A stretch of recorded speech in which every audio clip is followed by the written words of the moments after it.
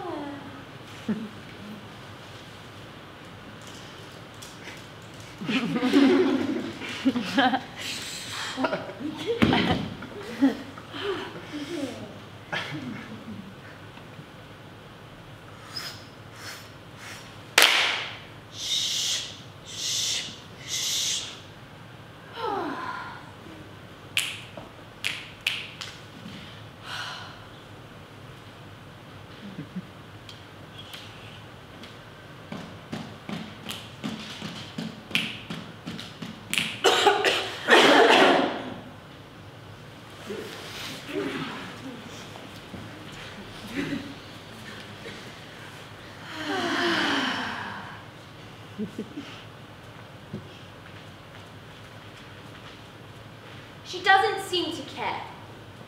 She has no conscience. She expresses no remorse. She says, I do not recognise your authority. Just what does she mean by that? Who does she think she is? Does she really think anything can justify the acts of random, senseless violence? Not one spark of human feeling. That's right, of human feeling. Or any sense of shame. Is this the same child? Is this the same child who wore pink gingham dress and straw hat, or went with the daughters of doctors, dentists, TV presenters and property developers to the school on the hill with the polished brass plates and the teachers in strict ties and skirts? Is this the same man who had fantasy Barbie, fantasy Ken, and all the outfits? The tiny, tiny knickers and the tiny, tiny shoes, the house, the horse, and even Barbie's very own car? Is this the same little Anne who put all the tiny, tiny shoes in her own, put all the tiny, tiny dolls in her own, put all the tiny, tiny beads in her own? And what's more, pray to God each night with no sense whatsoever of irony. God bless Mummy. Trademark. God bless Daddy. Trademark. God bless Wiggy Cat. God bless everyone. With no sense of irony, but in the sincere belief that she will invoke it in her mini pajamas in the name of the Father, and the Son, and the Holy Ghost.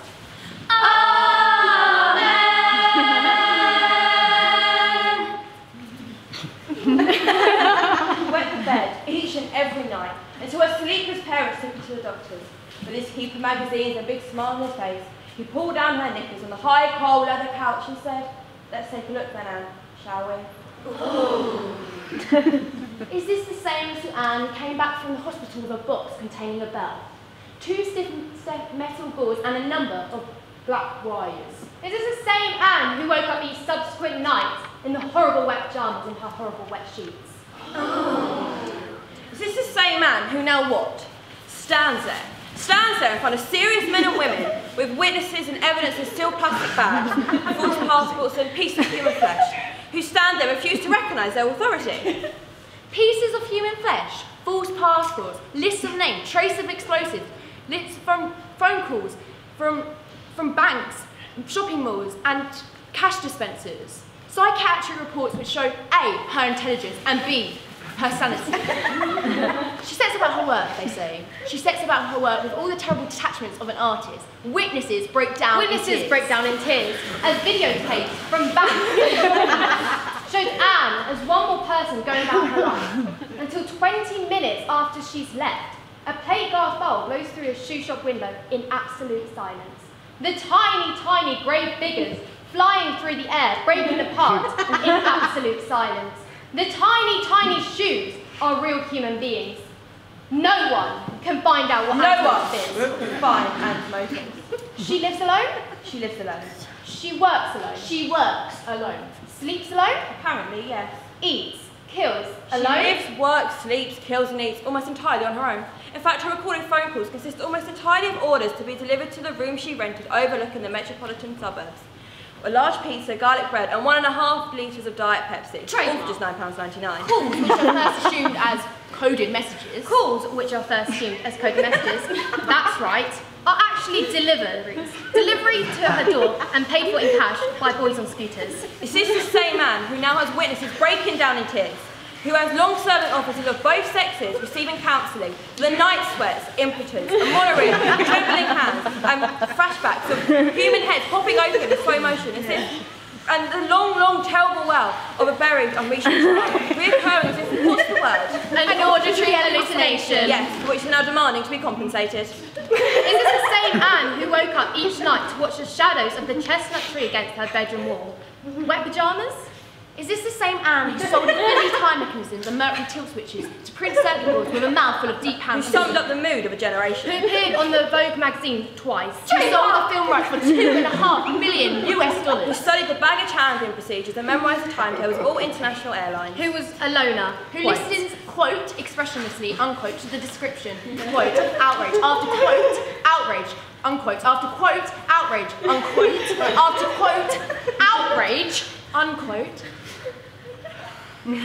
She has been perpetrated. Trademark.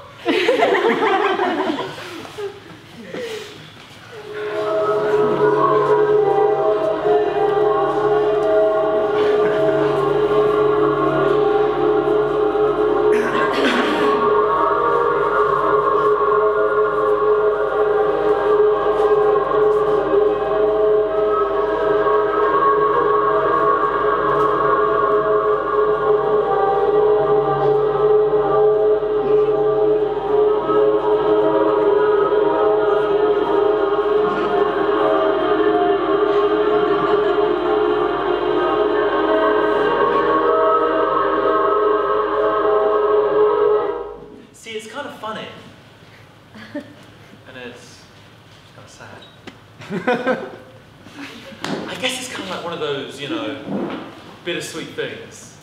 One of those laughing through tears things. Because after so much time, after so many years, he's finally come back to his mum. And at first, you know, she's like, who is this? And then there's that moment of realization that he's her son. And they're hugging each other in the kitchen. You know, that's so moving. I mean, that is so moving to see that he's finally forgiven his mother. I mean, what's he forgiven her for? Well, he's finally forgiven her for her alcoholism. Finally forgiven her for her, you know, running around with men. Finally forgiven her for, oh, this is a good one, destroying his father's faith in himself and driving him to suicide. Anyway. They're hugging. Yeah, that's where I was. They were hugging, crying, laughing, crying again all at the same time. All in that same kitchen. He sang as a little boy, witnessing his parents' terrible arguments.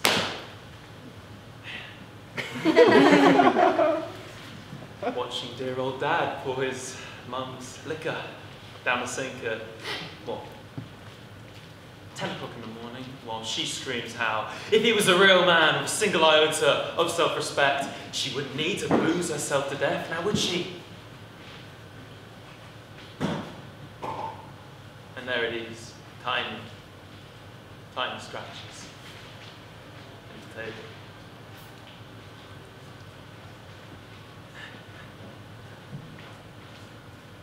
Which he recalls having secretly made with a fork.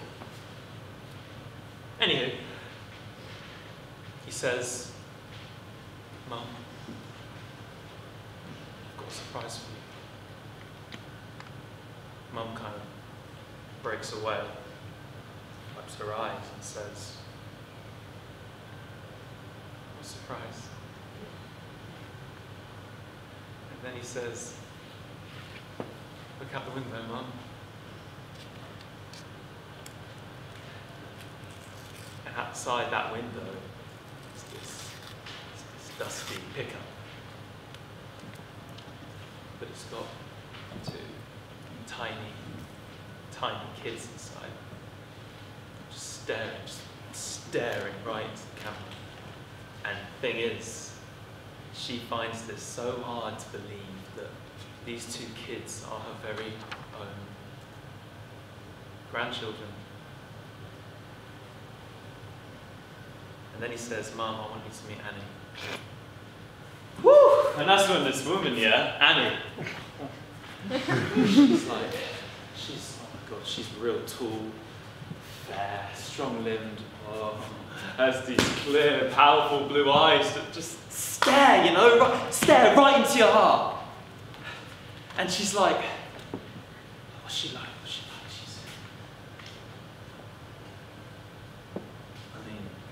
I guess she's every man's dream of what a good woman should be. Every mother's dream of the wife they would choose for their boy. And we find out he, Annie, kids, they're making this new life, yes. They're making this new life for themselves. Yeah. Away from the city, growing stuff, trapping stuff, burrowing under the earth for clean, pure water, educating their own children in the belief that man is free before God to forge his own destiny and take whatever means necessary to protect his planet. But yeah, we find out over lunch, which is, basically this chicken salad with some mayonnaise, that, he is in fact the commanding officer of this whole group of like-minded individuals who have armed themselves, not out of any thirst for blood, but simply out of necessity. Because it is war.